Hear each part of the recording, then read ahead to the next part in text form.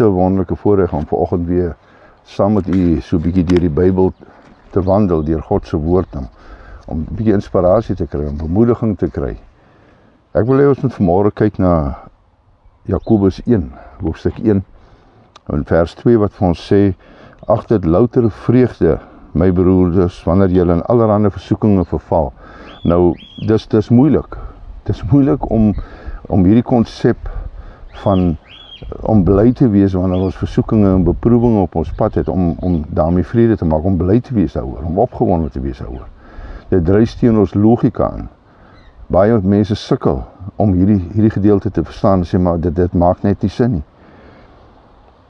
In vers 3 sien ons hoe gebruik ons hierdie beproewinge in ons lewens en hierdie versoekinge om ons te laat groei, geestelik, om ons te ontwikkel, om ons persoonlikheid te vorm en te bou soos wat God bestem het dit moet wees.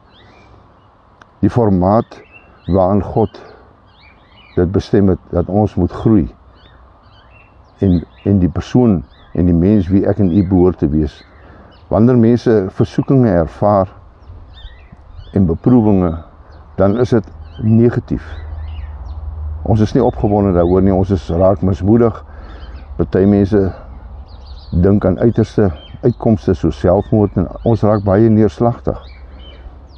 Die dinge wat ons lewens kompliseer en beperk, maak dit vir ons moeilik om aan te gaan. En partykeer maak ons maar tydelike planne en skep ons tydelike oplossings wat ons help om daarom net hierdie probleem te oorkom, om net te sê, ek het dit gemaak, ek is reg vir die volgende een. In vers 4 word ons aangemoedig om hierdie beproewinge, om hierdie versoekinge te gebruik om ons te laat verander na God se plan, om ons geloof te verfyn en lydsaamheid te bewerk, om het te ontwikkel in volwasse individue sonder gebrek, sonder tekortkominge.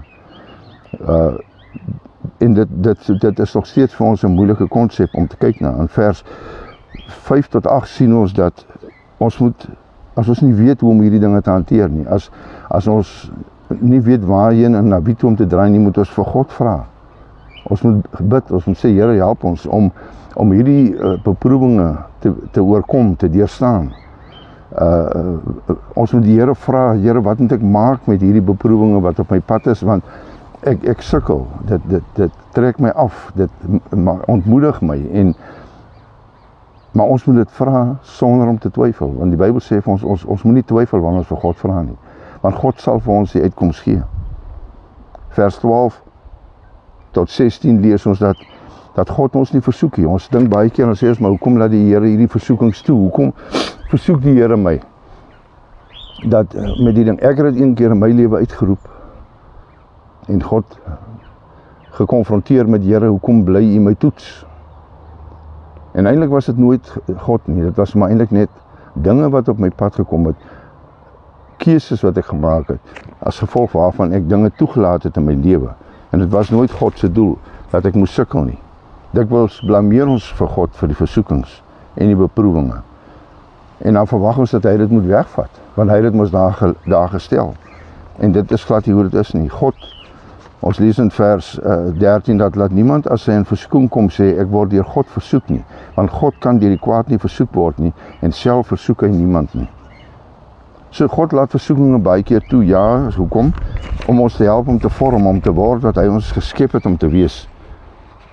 Baie keer klou ons vas aan 'n leefstyl of aan lewenskeuses wat maak dat ons hierdie onbewuslik hierdie versoekinge, hierdie beproewinge aantrek na ons toe. En as dit vir u nou half vreemd klink, gaan raak oomblik stil en dink 'n bietjie aan die keuses wat u maak elke dag. Die keuses wat ek en u uitleef.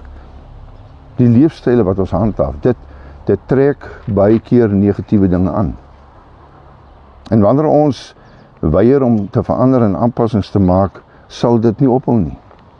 En as ons bly om God te blameer en ander dinge en ander mense te blameer vir dit wat in ons lewe is, wat ons nie meer gelukkig is, wat ons van ons vreugde ontneem, solank ons daarmee aanhou, sal die beproewinge aanhou en die beproewinge sal bly kom en die versoeking sal daar wees.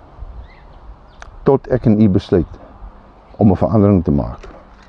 sodat hierdie dinge nie meer aangetrek word na ons lewens nie.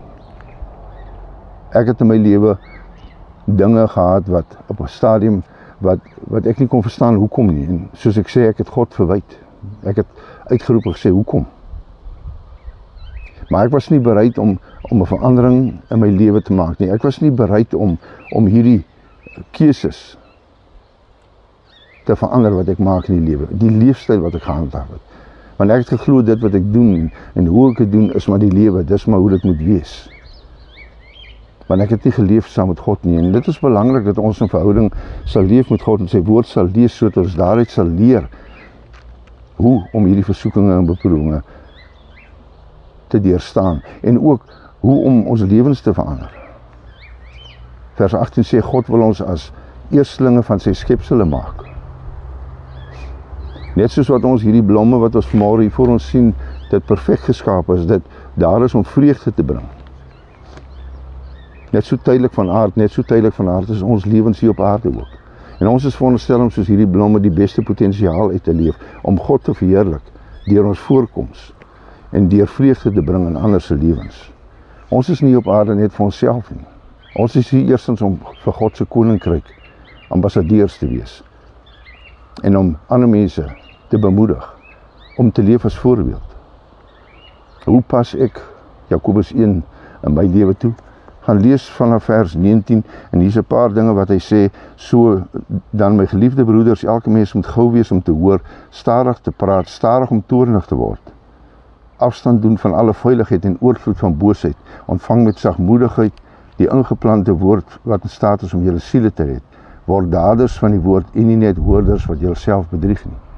En dis die dinge wat ons in ons lewens moet inkry. Gaan lees gerus rustig vandag Jakobus 1.